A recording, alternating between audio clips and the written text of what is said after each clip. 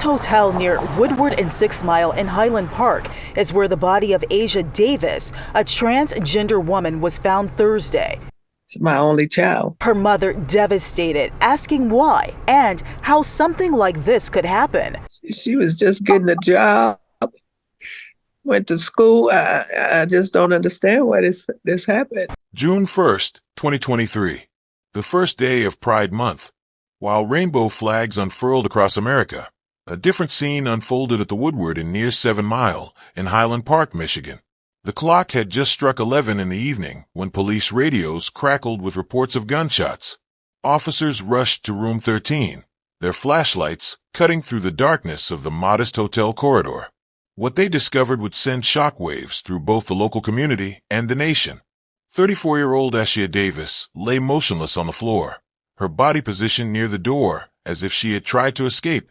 A single bullet wound to the back of her head told the grim story of an execution-style killing. Blood had pooled beneath her, staining the carpet in stark contrast to the celebratory mood that should have marked the beginning of Pride Month. The room showed signs of a hasty departure, drawers left open, personal items scattered. Most notably absent was Clyde, Ashia's beloved Yorkie, who was nowhere to be found.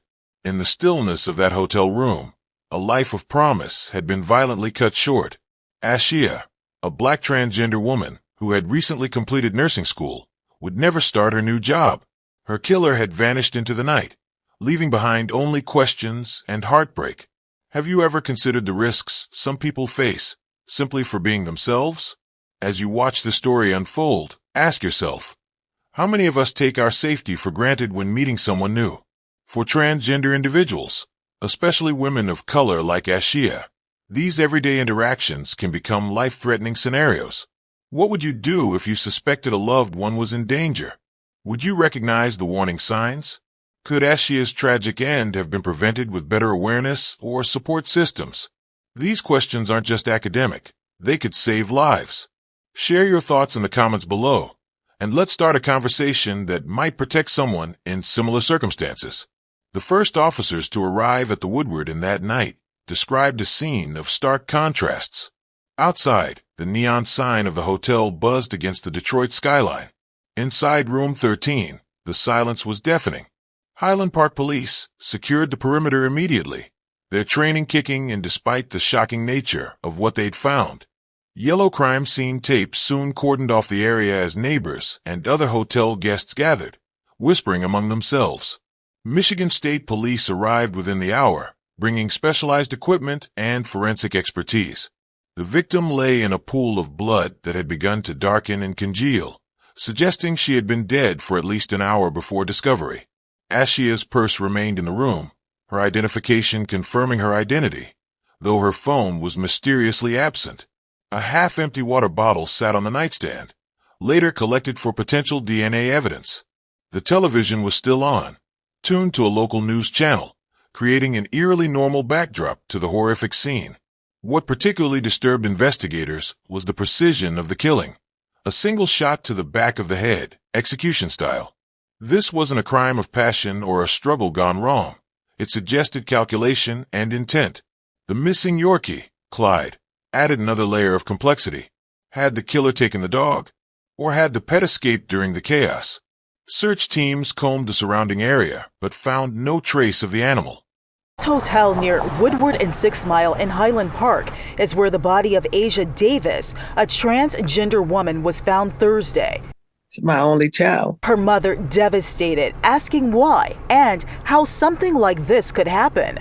She was just getting a job, went to school. I just don't understand why this happened. Fox 2 found Alana Anderson, who is also a member of the transgender community, right outside the hotel where Asia's body was found. It's a hotel where many members of this community sometimes stay. We've been knowing each other since we were a child, since we were like younger, and we grew to love each other, and that was a good friend of mine. Michigan State Police is leading the investigation after receiving a call from Highland Park Police about a deceased 34-year-old female. We're not sure exactly what the cause was. We'll have to wait for the autopsy to come through. Witnesses at the hotel tell Fox 2 that the victim appeared to have been shot. Those who advocate for the transgender community say they have concerns. Hit really close to home, particularly in my community, and it just goes to the social stigma and the violence that the trans community faces, particularly trans women of color. Advocates hope that the Elliott Larson Civil Rights Act will help provide the protections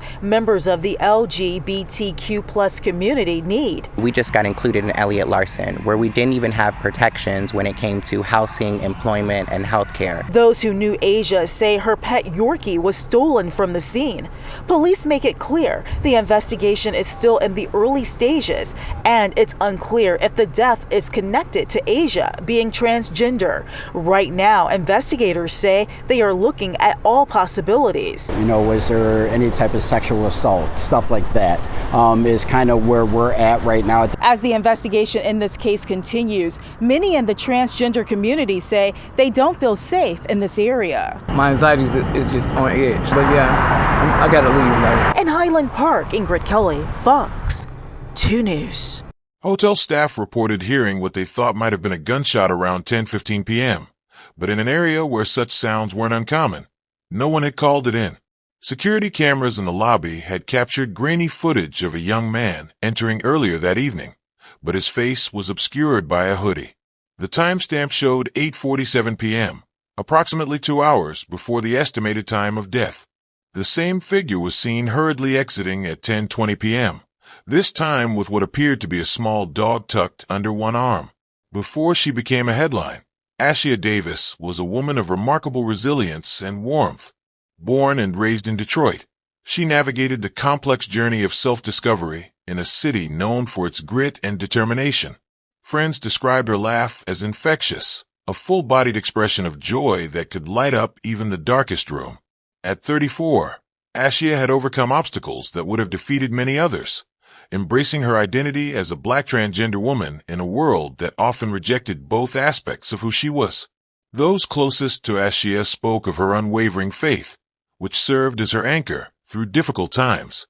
She attended church regularly, finding community and purpose in her spiritual practice. This faith informed her compassionate nature. Ashia was known for offering her couch to friends in need, sharing her last few dollars with someone hungry, and providing emotional support to those struggling with their own identities. Her small apartment in Highland Park became an unofficial sanctuary for those who needed a safe space.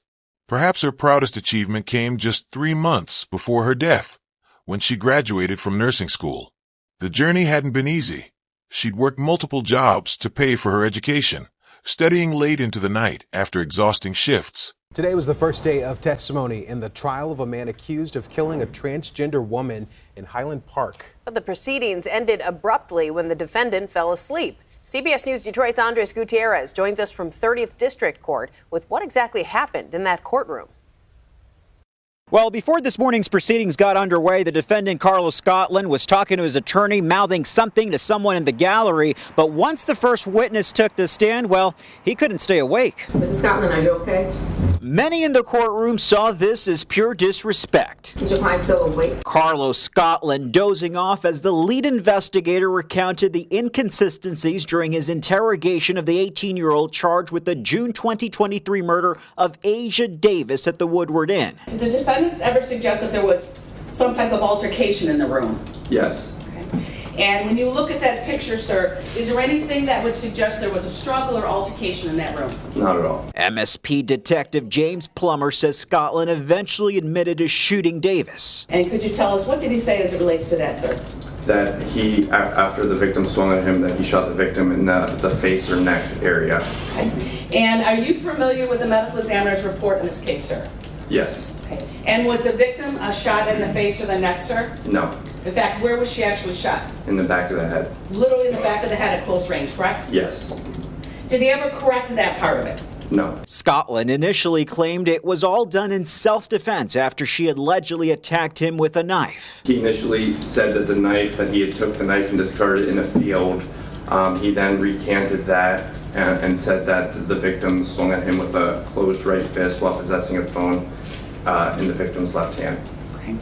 And did he ever say where the knife was that he claims was there? He provided great detail initially, looking at a map as to where he discarded this knife before saying that there was no knife. And just as the detective was getting into details about how Scotland and Davis ended up meeting that fateful night, Scotland's episode began. Eventually, his attorney told the judge another inmate allegedly slipped Scotland 3 pills before coming to court, causing the drowsiness and forcing the judge to adjourn for the day. The defense always prolongs the thing. I don't know why they think it's in their best interest to prolong it or make it even longer when inevitably he was already found competent. So it's only a matter of time, but I'm very confident that Asia Davis is going to receive the justice that she needs. And so testimony picks right back up here on Thursday afternoon at 1:30. Reporting in Highland Park, Andres Gutierrez, CBS News, Detroit. Just 1 week before her death, she had accepted a position at Henry Ford Hospital as a licensed practical nurse in the geriatric ward. The job offered benefits, regular hours, and a salary that would have allowed her to move from her modest apartment to a safer neighborhood. "I finally made it," she texted Abad the day she signed her employment contract. "No more double shifts at the diner. No more wondering if I can make rent." Beyond her career aspirations, Ashia had begun making plans for personal growth. A notebook found in her apartment revealed detailed goals. Saving for gender-affirming surgeries she had long desired, taking Clyde to professional training classes, and eventually buying a small house with a yard. She had circled several dates on her calendar for upcoming community health fairs where she planned to volunteer, putting her nursing skills to use for those with limited healthcare access. Perhaps most poignantly, Ashia had recently spoken to friends about her desire to become a foster parent for LGBTQ+ youth. Having experienced rejection from her own family as a teenager, she understood the critical importance of providing safe homes for vulnerable young people. This dream, like so many others, would remain unrealized, cut short in room 13 of the Woodward Inn. From the moment investigators arrived at the Woodward Inn, they faced significant hurdles in building their case. The hotel's security system proved woefully inadequate. Cameras in key areas were either non-functional or positioned at angles that captured only partial images of guests. The room itself had been cleaned by housekeeping that morning, eliminating potential evidence from previous days. Rain had begun falling shortly after the murder, washing away any footprints or evidence outside the building.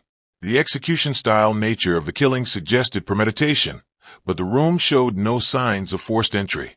This indicated Ashia likely knew her killer or had willingly allowed them inside. Her phone, potentially containing crucial communication with the perpetrator, was nowhere to be found. Investigators presumed the killer had taken it to destroy evidence of their connection. Hotel records showed the room had been paid for in cash earlier that day, with no credit card on file and a register signed with what appeared to be a false name. The desk clerk on duty remembered little about the person who checked in, describing them only as young and wearing a baseball cap. With no immediate witnesses coming forward and limited physical evidence, detectives knew they faced a challenging investigation that would require painstaking attention to detail and creative investigative approaches. The complexity of Ashia's case demanded resources beyond what any single agency could provide. Within 48 hours of the discovery, a unique collaborative task force formed to pursue justice. The Highland Park Police Department, with its intimate knowledge of local dynamics, partnered with the Michigan State Police Special Investigation Section, which brought advanced forensic capabilities and statewide resources to the table. What truly distinguished this investigation was the involvement of the Fair Michigan Justice Project, a specialized program dedicated to solving crimes against LGBTQ+ individuals.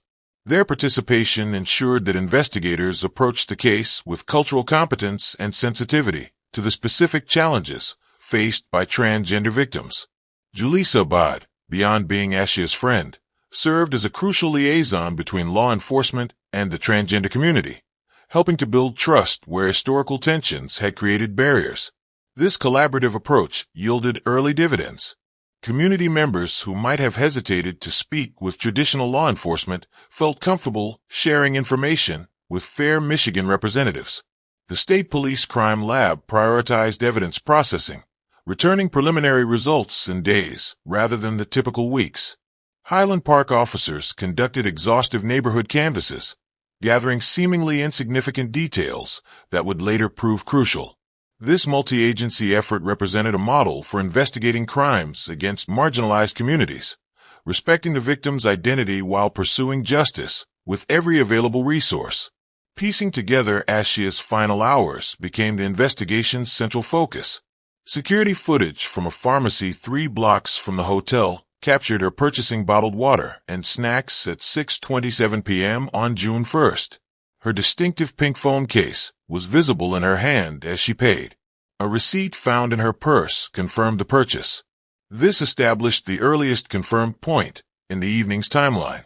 Text messages recovered from friends' phones showed Ashia had mentioned meeting someone that evening, though she hadn't specified who. Her last outgoing message, sent at 7:43 p.m., simply read, "He's here earlier than expected. We'll call you tomorrow." Cell tower data placed her phone at or near the Woodward Inn from approximately 7:30 p.m. until the signal disappeared entirely at 10:22 p.m., likely when the device was destroyed or disabled. A breakthrough came when detectives located a rideshare driver who had picked up a young man, matching the suspect's description about a mile from the hotel at 10:35 p.m. The driver remembered the passenger seemed agitated and was clutching what appeared to be a small dog. Most significantly, the ride had been ordered under an account belonging to Carlos Scotland, providing investigators with their first solid lead and a name to pursue through databases and social media. Carlos Lamar Scotland presented a study in contradictions. At 17, he straddled the line between childhood and adulthood, legally a minor, yet capable of adult violence. Born and raised in Detroit's East Side, Scotland came from a fractured home environment. His father had been incarcerated since Carlos was 9, and his mother struggled with substance abuse issues, leaving him largely unsupervised throughout his adolescence. School records painted a picture of a student with above-average intelligence, but poor attendance. Teachers noted his quiet demeanor and occasional flashes of academic brilliance, particularly in mathematics and computer science. However, by 16, he had effectively dropped out, attending classes so infrequently that he was functionally unenrolled despite remaining on school rosters. On social media, Scotland cultivated an image of toughness and street credibility. His posts alternated between displays of cash and designer clothes and expressions of profound loneliness. Friends later described him as 2 different people, charming and thoughtful in one-on-one interactions, but prone to posturing and aggression in group settings. Prior to Ashia's murder, his only contact with the justice system had been a juvenile citation for shoplifting when he was 15, resulting in community service that court records indicate he never completed. What remained unclear to investigators was whether Scotland harbored specific prejudice against transgender individuals or if other factors had driven him to such extreme violence. The digital breadcrumbs connecting Ashia Davis and Carlos Scotland revealed a relationship that had developed entirely online. Forensic analysis of Scotland's seized devices showed they had first connected through a dating app 3 weeks before the murder. Their initial conversations appeared casual and flirtatious, with Scotland using a profile that portrayed him as 21 years old, for years older than his actual age. Messages recovered from Scotland's accounts showed a pattern of communication that intensified in the days leading up to June 1st. The exchanges suggested Scotland knew Ashia was transgender from early in their conversation. A Wayne County judge ruled this afternoon that there is enough evidence for the man accused of killing a transgender woman in Highland Park to stand trial. You may remember the first day of testimony on Tuesday ended with that. A man abruptly falling asleep. He's the defendant right there in court. Today, Andres Gutierrez is live outside 30th District Court with the latest twist in this case. Andres. Well, Rochelle, we'll start off by pointing out that the murder suspect, Carlos Scotland, did not cause a scene in court today. He seemed totally disinterested in what was going on, but now his brother is in trouble for trying to influence this case. This morning, Joshua Martin was charged with 3 counts of obstruction of justice and 3 counts for, quote, inciting or procuring one to commit perjury. I'm told that the 26-year-old, who is already serving time in the Michigan Department of Corrections, allegedly tried to get witnesses to file false statements with police to help his brother out with his alibi. Obviously, that is a big no-no. However, that did not impact this hearing, in which the prosecutor presented 3 key pieces of evidence: the surveillance video of Scotland walking into Asia Davis's room at the Woodward Inn back in June of 2023, the medical examiner report, and a graphic photo of the crime scene.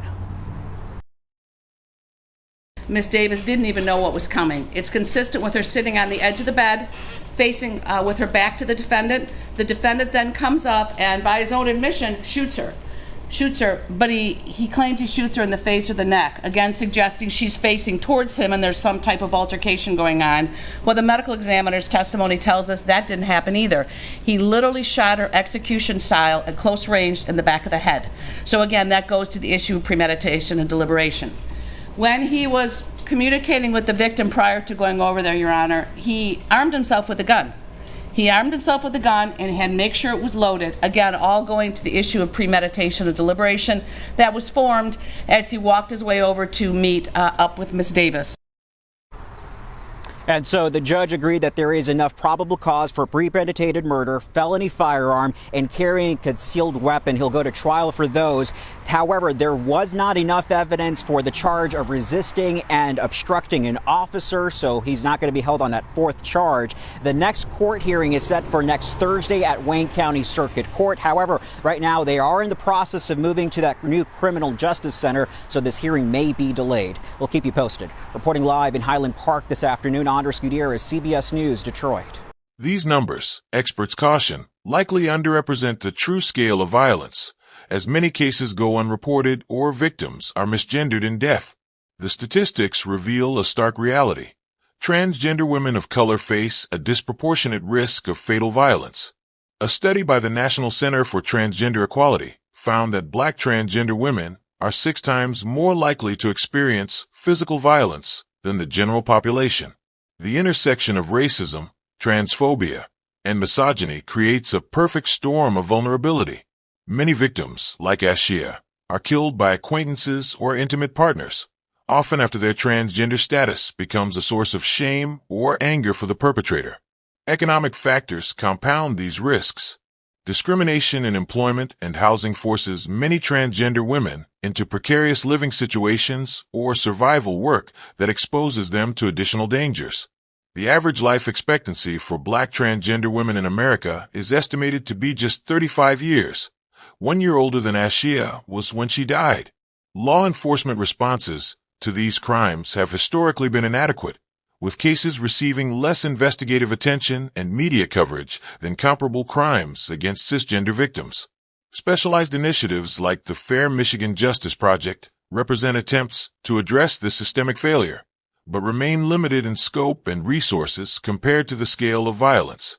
The timing of Ashia's murder, on June 1st, the very first day of Pride Month, added a layer of painful symbolism that resonated throughout LGBTQ+ communities nationwide.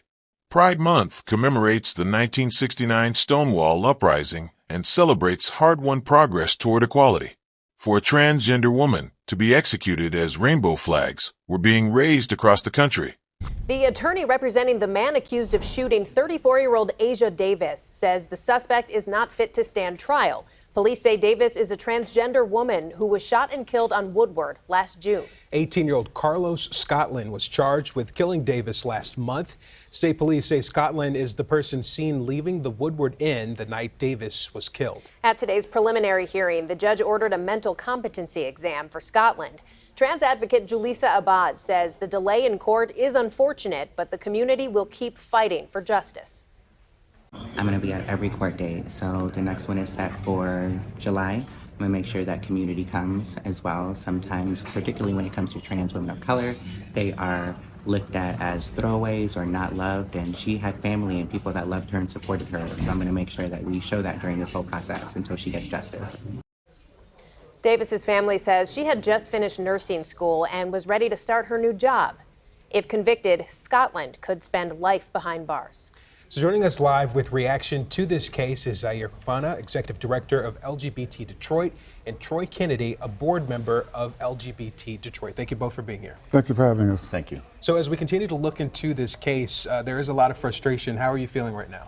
I'm feeling really sad. My heart and prayers go to the Davis family. This is a tragic loss. It's devastating for all who've known her, family and friends, and so the first concern is the well-being of the family. Yeah, we just heard Julissa Abad say there that trans lives are often just seen as throwaways. Explain that. Why do people feel that way?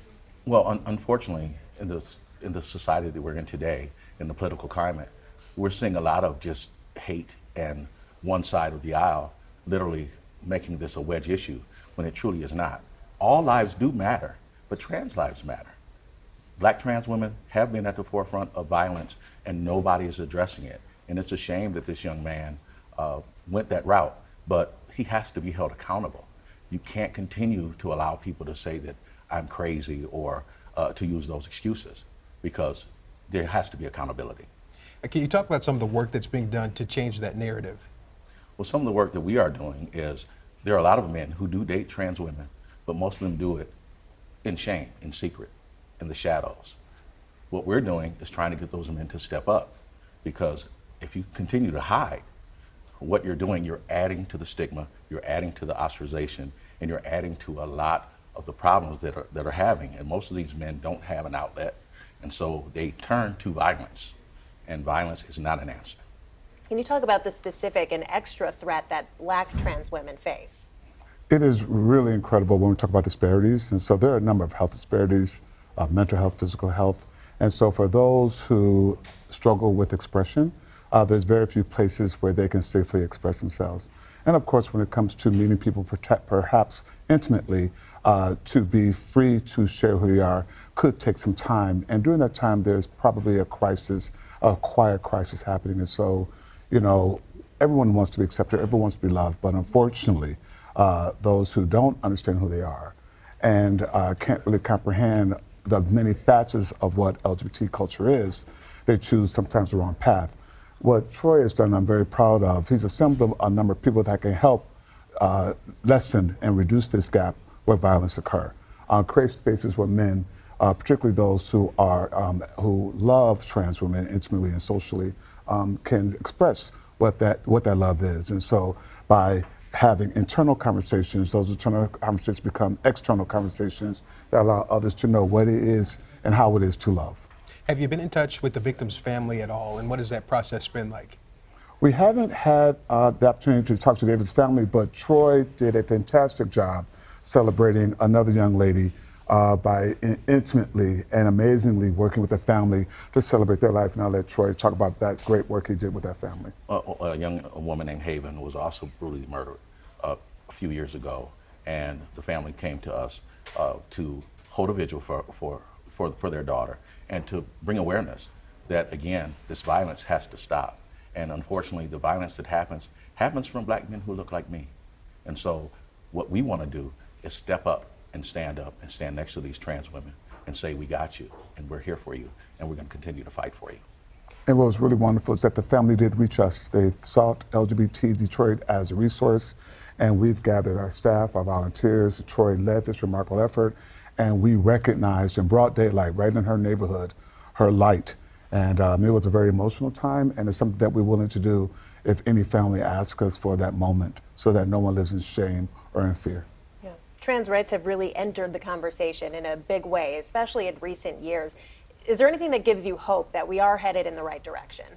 Well, the state of Michigan, you know, with Gretchen Whitmer and the things that they have done to codify not only LGBT rights, trans rights, and abortion rights, we have to be progressive. We cannot continue to step backwards. And one side of the aisle is literally having us step backwards, and we cannot allow that. Everyone must get out there, everyone must vote, and we must stand up for each other. And what sorts of changes would you like to see in the immediate future and also in the long term? I haven't thought about the immediate future. I would like space to be created where all are welcomed safely. There's immediate actions, and the LGBT Detroit has done that by expanding spaces. One of our big identities is curating safe break spaces. And we do that primarily on the west side of Detroit, but at other spaces around Detroit, that's where that occurs. Did you have a thought on immediate or farther term? Just continuing to stand up and to allow men a space to be open, to be free, and to have those conversations with each other. Because the biggest problem is that they feel that they're alone and they have no peers. There's a lot of men out there who do love trans women. Most of them do it in shame, most of them do it in secret. But it also includes fathers, brothers, cousins, and family. We want that space open so they can understand that we are there as well. And lastly, how can people get in touch with the organization or support your cause? You can always get in touch with us at our handle, LGBT Detroit.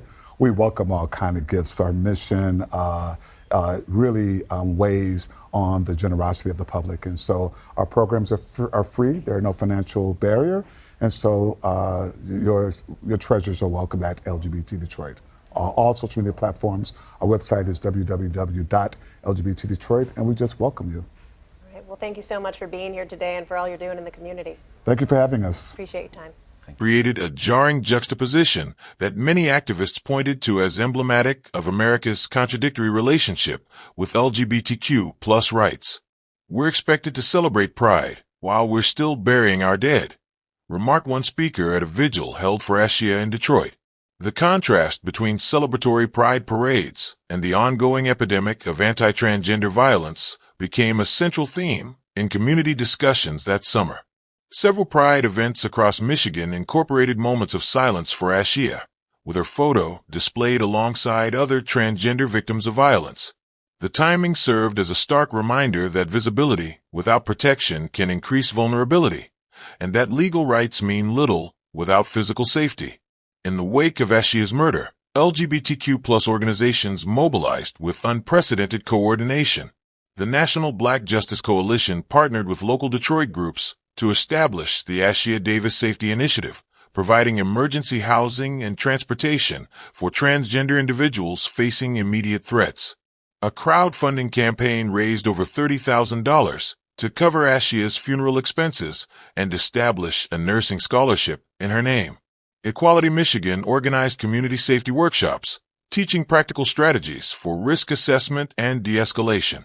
Perhaps most significantly, transgender-led organizations gained new platforms to advocate for policy changes, meeting with law enforcement agencies and legislators to push for improved protocols in investigating crimes against transgender individuals and enhanced training for first responders interacting with the transgender community. Ashia's tragic story offers critical lessons about meeting people we've only connected with online. Always arrange first meetings in public places with high visibility and foot traffic, coffee shops, restaurants, or malls during business hours. Share your location and meeting details with a trusted friend, including a photo of the person you're meeting and their contact information. Establish a check-in system with specific times to contact your safety buddy, with a plan for what they should do if you don't respond. Consider using a temporary phone number through apps that provide this service rather than sharing your personal number immediately. Trust your instincts.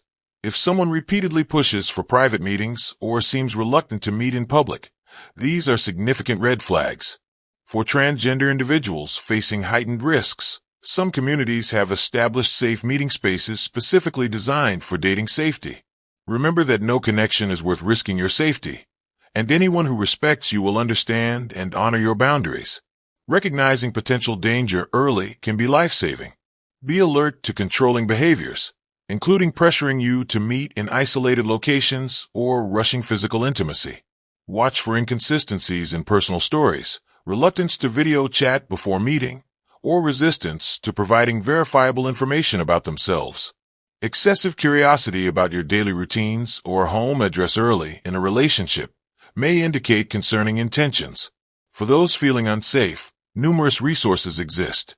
The Trans Lifeline, 877-565-8860, provides peer support specifically for transgender individuals. The National Coalition of Anti-Violence Programs, maintains a 24/7 hotline, 212-714-1141, offering safety planning assistance. Many cities have LGBTQ+ community centers with safety escort programs and support groups. The Safe Night Out app allows users to discreetly alert contacts if a date feels unsafe. For allies, supporting transgender friends might include offering to be their safety contact, accompanying them to meetings with new people, or helping them research safe transportation options. Small actions can significantly reduce vulnerability and potentially prevent tragedy. Your awareness could save a life, maybe even your own. If this story impacted you, please hit the like button and subscribe to our channel for more content that combines compelling true crime analysis with practical safety information. Share this video with someone who might benefit from these safety strategies. Have you ever used a safety plan when meeting someone new? What strategies work for you? Share your experiences in the comments below. Your insight might help protect someone else. Remember, community safety improves when we learn from each other. Together, we can honor Ashia's memory by preventing similar tragedies and creating a world where everyone can live authentically without fear.